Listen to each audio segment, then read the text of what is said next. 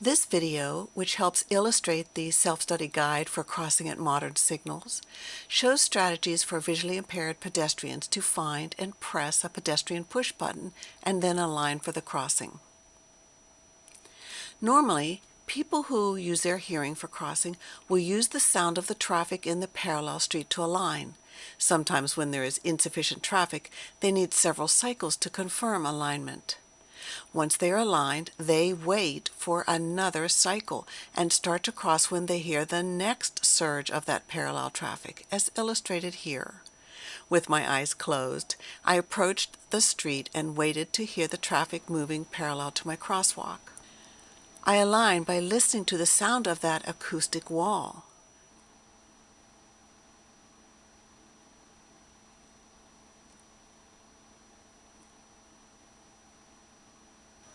Once I'm aligned, I wait through the cycle.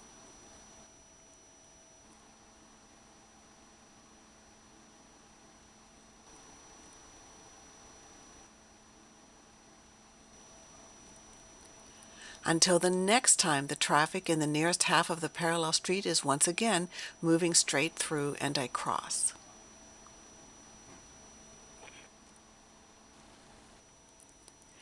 However, this strategy of using one cycle of parallel traffic for alignment and another to cross is not feasible when a pedestrian push button is required, because after pressing the push button, you must get aligned and be ready to cross before the initial surge of traffic in the parallel street. If you don't cross with that traffic, you need to go back and press the push button again. One method for alignment, which doesn't require you to wait through several cycles of traffic, is to use physical features to align, such as the curb, rather than using the sound of the traffic. This requires that you familiarize yourself with those physical features ahead of time, which I'll explain in a minute, but first I want to demonstrate how this would be done once you're prepared. I walk up to the crosswalk, find the pedestrian push button, and press it while traffic in the perpendicular street is moving, and then find my landmark where the edge of the grass meets the curb. There, I trace the edge of the curb with my cane and then use the angle of the curb to align myself, so I'm ready to cross as soon as the traffic in the nearest half of the parallel street is moving straight through. Aligning with physical features requires several prerequisites. One is familiarizing yourself with the corner ahead of time, including identifying a landmark that is easy to find near the crosswalk, and the other is being skillful with memorizing the angle of the curb or other linear feature when you're aligned. We start here with figuring out which landmark we prefer to use. Finding where the flare meets the bottom of the ramp was cumbersome, so it seemed easier to find the edge of the grass, and that landmark did not seem to be too far from the crosswalk, although in some cases people might prefer a landmark that is closer to the parallel street. Next, we need to get our alignment, either by listening to the traffic or getting assistance. Here, I got assistance by having my shoulders turned to face straight. When you are aligned, you must feel and memorize the angle of the curb in relation to your body when you are aligned straight. You can use your cane, as I am doing here, moving it along the curb to the right and left, or use your feet to see how the angle of the curb feels under your feet. While you are still learning this skill, you'll need to practice with feedback from someone. So, as the instructor, once the student thinks she has the angle of the curb at that landmark memorized, I usually guide the students in circles and ask them to find the landmark again, as I am doing here. Then the students need to position their bodies so the angle of the curb feels the same as it did when they were aligned. It may take a couple of trials before they get it. Here, I was told that I was not aligned correctly and got assistance to realign.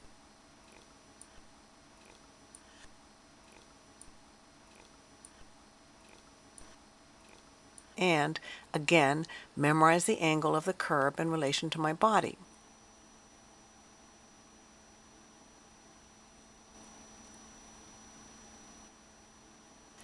Again, I move away and get disoriented and try it again.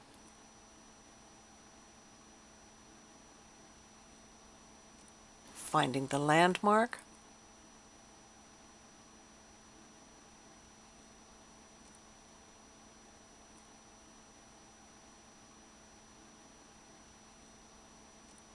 feeling the angle of the curb, and positioning my body to be the same in relation to the angle of the curb that it was when I was aligned. When I ask for confirmation, I get a thumbs up. I did it. With practice like this, people can learn to become skillful at memorizing and using physical features to align. You may be wondering why we need to always align at the same place using a landmark. It's because the angle of the curb when you are aligned changes depending on where you are standing. Here's a graphic showing that when you are aligned very far from the parallel street, the angle of the curb is perpendicular to you. As you move closer to the parallel street, the angle of the curb begins to become less and less perpendicular until finally, when you are very close to the parallel street, the angle of the curb is almost parallel to you.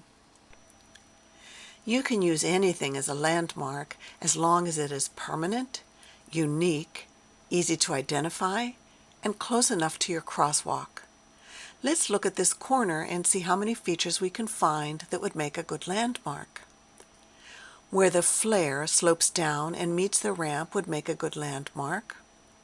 Here is a crack in the curb that is detectable with a cane or foot. That would work too.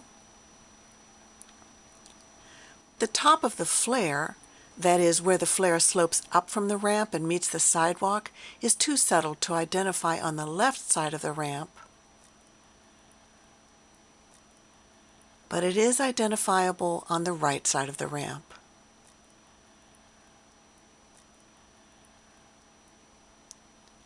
For the other crossing, we can use the edge of the grass, and of course the flare where it meets the bottom of the ramp. There is a crack in the edge of the curb here too, but this one is too subtle to find easily. Sometimes there are poles or boxes near the curb that would make good landmarks too.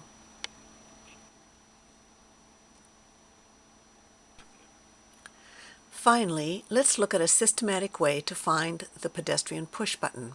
You can start by walking along one street, moving your cane left and right, reaching it to the curb on one side and as far as you can to the other side, checking out any poles that you find along the way.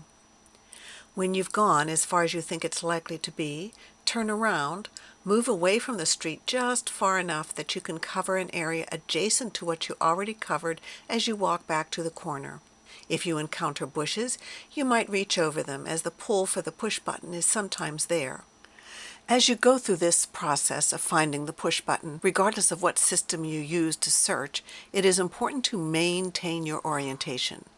In research with crossing at signalized intersections, blind people sometimes got disoriented when looking for the button. When you return to the corner, if you haven't found it by then, start searching along the other street in the same manner until you find it.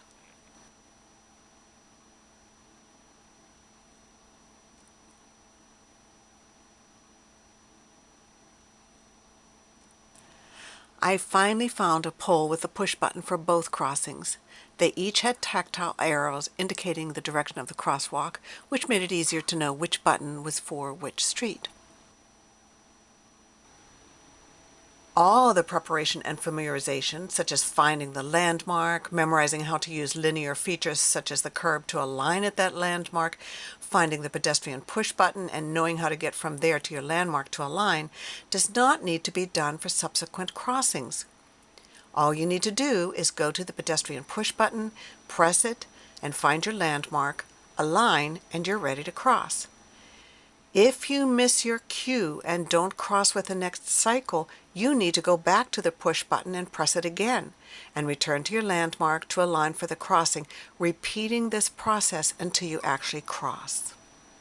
For more information, go to the self-study guide, Crossing at Modern Traffic Signals, at www.sauerburger.org/dona/signal.